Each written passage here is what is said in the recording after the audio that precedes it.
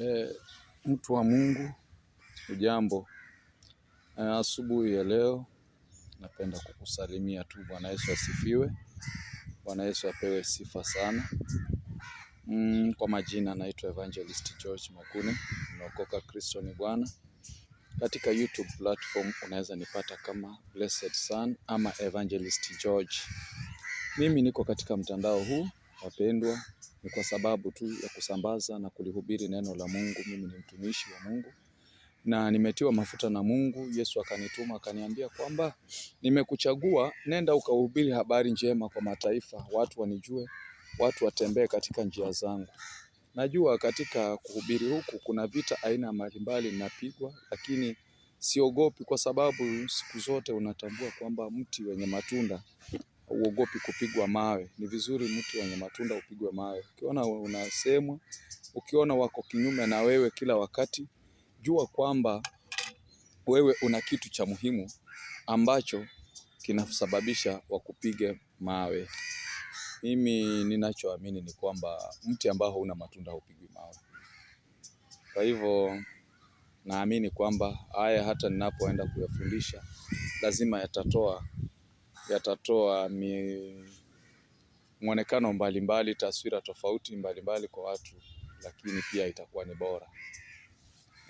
Jambo la kwanza nataka kusema kwamba iwapo utapendezwa na video hizi ama iwapo umekutana na video hii, naomba usubscribe, ulike na ushare.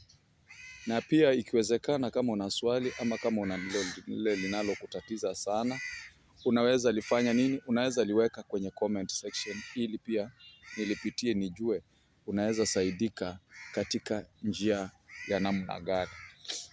Jambo la kwanza nataka kuongelea kuhusiana na kanisa. Tangu zamani kanisa palikuwa ni mahali pa takatifu, mahali pa amani, mahali pa upole, mahali pa ujasiri. Mara kwa mara, wakati mwingi tangu zamani, mtu alikuwa akitembea kule nje, amekata tamaa, maisha yamefika mahali ambapo yamemsonga, hawezi enda mbele na hawezi rudi nyuma. Unaelewa hiyo situation? Inafika mahali mtu amekuwa stuck. Mtu alikuwa akitembea, akiona kanisa, anajua basi nimepata pumziko la moyo wangu. Wakati akiliona kanisa, mara nyingi alikuwa anaona basi nimepata nini? Suluhisho la matatizo yangu. Mambo haya yalikuwa ni ya maana sana, kwa sababu yaliwasaidia watu wa Mungu. Ila kwa leo hii mambo yale ni kinyume na vile tulivyoyatarajia na vile tulivyoyazoea tokea zamani. Nataka niseme hivi kwa ajili ya wale wanaoenda kanisani, wanaoenda madhabahuni. Naomba tafadhali, hubirini injili ya kweli, hubirini injili iletayo toba na ufunguo na ukombozi. Yesu Kristo yuaja. Sasa hivi nyakati hizi tunazoziishi ni nyakati za hatari, nyakati za mwisho.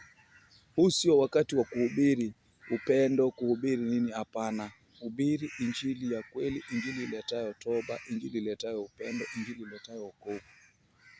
Wacha kushinda ukihubiria watu unawatabiria mambo yasiyowezekana. Hapana. Cha kwanza ninataka nikwambie, na naongea hapa kwa niaba ya baadhi ya wachungaji. Sisemi wote, lakini nitaongea kwa baadhi ya wachungaji.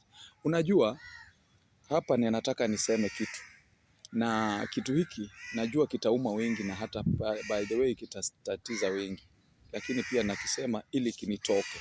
Ushaelewa? Kitu cha kwanza, neno hili, wale wachungaji mnaozoea tabia ya kusema pokea magari, pokea manyumba, sijui nini. Ibada, wacha nikuambie kitu cha kwanza. Maandiko yamesema hivi kwamba ikumbuke siku ya Sabato uiweke kuwa takatifu. Haikusemekana kwamba ikumbuke siku ya Sabato uje ulete malalamishi na hoja zako. Katikati ya mawiki kuna masiku. Lakini pia unaweza kuwa ukiomba pale madhabahuni, muujiza ukitendeka, mtu akifunguliwa kazi, mtu akifunguliwa ndoa, mtu akifunguliwa uzao, ni sawa, ni muujiza, maana kazi ya Yesu Kristo inafanyika. Lakini wewe usishinde ukihubiri mambo tu ya mafanikio. Unajua, sijui ni ideology gani imeingia watu katika akili zao, katika vichwa vyao. Watu wamekorogeka. Watu yani wakihubiriwa wanataka wahubiriwe about prosperity. They want just to be preached about prosperity. Unapoanza kuihubiri injili ya kweli, hakuna mtu atakaa katika lile kanisa. Unapoanza kuihubiri injili ya kweli, utaanza kusikia kwamba huyu ni wa devil worshipper. Unapoanza kuhubiri injili ya restoration, injili iletayo amani, upenyo na amani katika watu na roho roho ya kumjua Yesu Kristo, utasikia wakiongea negative things against you. Kwa sababu gani? Kuna kasumba ambayo imeingia ndani ya watu kwamba wakija kwa Yesu Kristo wanakuja kupokea vitu. Lakini nataka nikukataze, hapana. Hapana, haiwezekani. Maandiko yamesema kwamba utafuteni ufalme wa Mungu na haki zake zote, na haya mambo mengine mutaongezewa. Sio kwamba utafuteni ufalme wa Mungu na haki zake, utafuteni utajiri alafu ndipo mtafute Mungu. Hapana, utafuteni ufalme wa Mungu na haki zake zote, na haya mambo mengine utaongezewa. Kitabu cha Ayubu kinasema kwamba mjue Mungu sana ili upate maarifa. Unapomjua Mungu zaidi kwa kina, Mungu atakupatia maarifa ya mafanikio. Unapomjua Mungu sana ukafanya uhusiano naye zaidi, Mungu atakupatia maarifa ya kushinda majaribu. Unapomjua Mungu sana, itafika mahali atakupatia ufahamu, atakupatia hekima ya kununua gari, atakupatia hekima. Cha kwanza atakupa hekima ya kusave. Cha kwanza atakupatia nyota yako itang'aa. Cha pili, atasababisha roho ya kupendwa iingie ndani yako. Atasababisha roho ya pesa iingie ndani yako. Ndio maana Yesu anasema namna gani katika kitabu cha Yohana kwamba kaeni ndani yangu nami ndani yenu, ombeni lolote mtakalo nanyi mtapewa. Kuna baadhi ya watu wako madhabahuni hawajakaa ndani ya Yesu. Roho ya Yesu haijakaa ndani yao.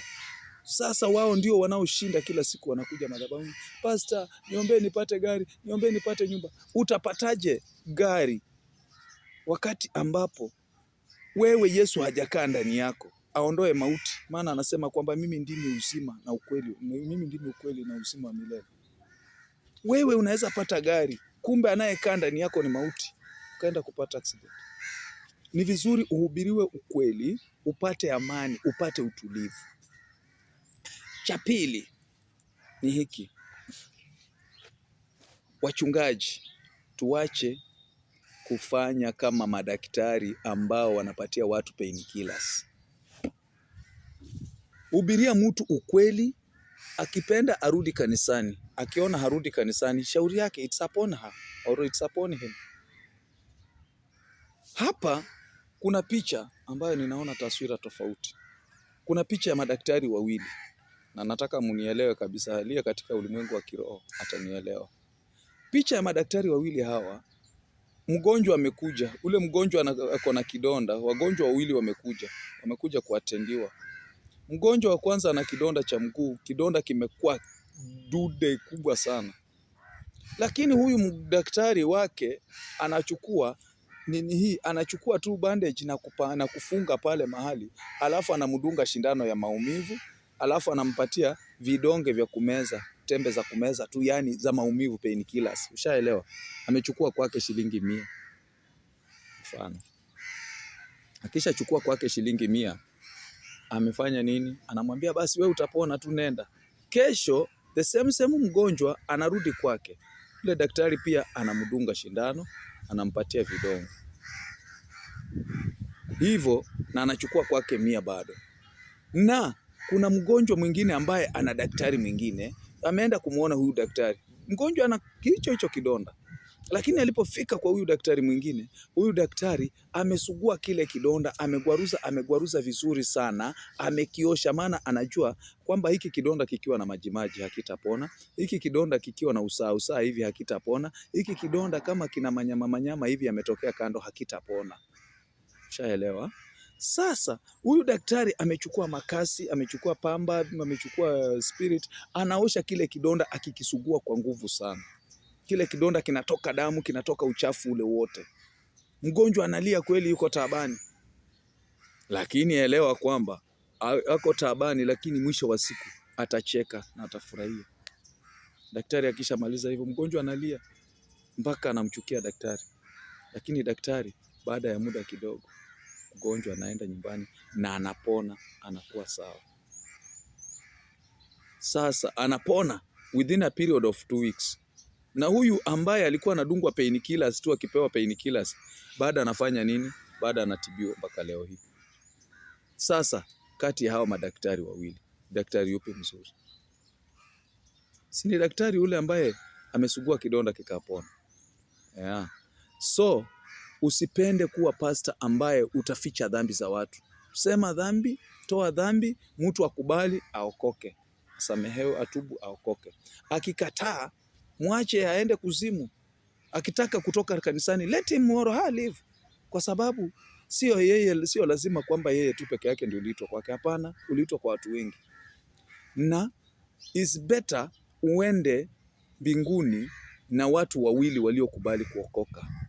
Tuseme mfano mke na mume waliokubali kuokoka na wakati na wakafuata sheria za Mungu, kuliko uende na watu 1,000,000 na unaenda kwa moto. Naomba unielewe, ubebe hicho kitu akili katika kichwa chako. So wachungaji wengi wamekuwa hivyo, na ninawaomba wachungaji, tafadhali, kama wewe ni miongoni mwa wachungaji, kama wewe uko madhabahuni, hubiri ukweli, hubiri jambo ambalo lina msingi, ambalo litajenga watu, litawapatia mwangaza, ambalo litasababisha watu watoke katika giza, watoke katika mambo ya kiovu, mambo ya ujinga, mambo ya kihuni, mambo yasiyostahili, mambo ya kumwacha Mungu. Watu wamekuja wameleta usherati madhabahuni. Watu wamekuja wamelete wizi madhabahuni, mpaka hata treasurer ambaye ni wa kanisa anaiba mpaka sadaka. Asha umemweka kanisani anahudumu madhabahuni, lakini umempatia kikapu cha sadaka, anaenda anaiba sadaka. Watu wako kanisani lakini wako na mipango ya kando. Madhabahu gani hayo mnayojenga ya Kristo? Watu wako madhabahuni lakini wanaenda kwa waganga. Alafu wewe unasema njooni, Mungu ni mwenye huruma, Mungu ni mwenye neema. Acha nikwambie hivi, imefika wakati neema inaenda kufungwa. Maandiko yanasema neema itafungwa, na wakati huo hakutakuwa na kutubu tena. Usiwapoteze wana wa Mungu, waonyeshe njia, wapatie mwangaza. The reason behind haya mambo yote ni kwamba tuhubiri injili ya kweli. Mungu, let us forget about reaching prosperity. Let us show people the way to the cross, so that wakipotea sisi hatuna lawama. Hata Yesu Kristo atakuja, hata wakati mwingine. Nataka niwaambie enyi viewers kwamba wakati mwingine ukiona vile inavyohubiriwa Yesu Kristo, wakati mtu anapohubiri, ukihubiri kanisani, usifikirie unahubiri peke yako. Mara nyingi wakati unapohubiri huwa kuna malaika wameshuka, wako pale na wanarekodi kila kitu unachokisema na kila kitu unachokifanya. Kwa hivyo wewe ukiendelea kumess up with the altar of Jesus Christ, you are messing up with the gospel. Ole wako. Zile video zinarekodiwa, one day one time zitakuja wekwa mbele zako. Kuna mtu anasema itakuwa sinema ya ajabu kule mbinguni, itakayoonyesha watu na matendo yao. Sinema hiyo itaonyeshwa kutoa ushuhuda kila matendo waliyotenda mtu hapa duniani. Usifikirie kwa sababu wewe ni pastor, kwa sababu wewe ni askofu, kwa sababu wewe ni bishop, kwa sababu wewe ni reverend, atio utasamehewa. Utapitia mchujo. Maandiko yanasema kwamba na moto utaanzia madhabahuni. Mbarikiwe sana watu wa Mungu. Nashukuru kwa ajili ya ujumbe huo. Nimetamani kuwafundisha siku ya leo, na kwa wale wengi ambao wanapenda kufuatilizia video zangu, naomba tu utasubscribe, utalike na ushare, na zaidi ya yote kuna mengi mazuri yanayokuja. Napenda kusema shalom, shalom, shalom. I love you. Have a wonderful day.